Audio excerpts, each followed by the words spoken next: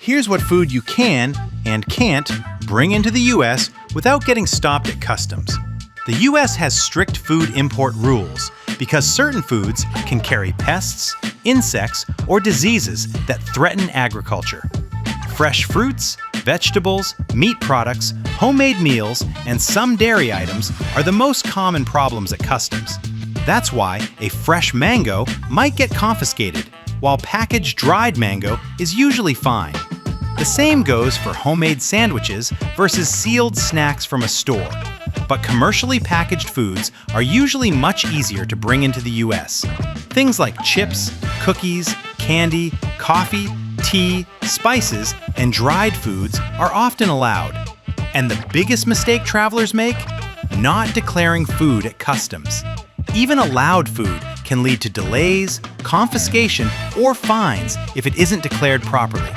Before your next international flight, check the rules before packing food into your suitcase.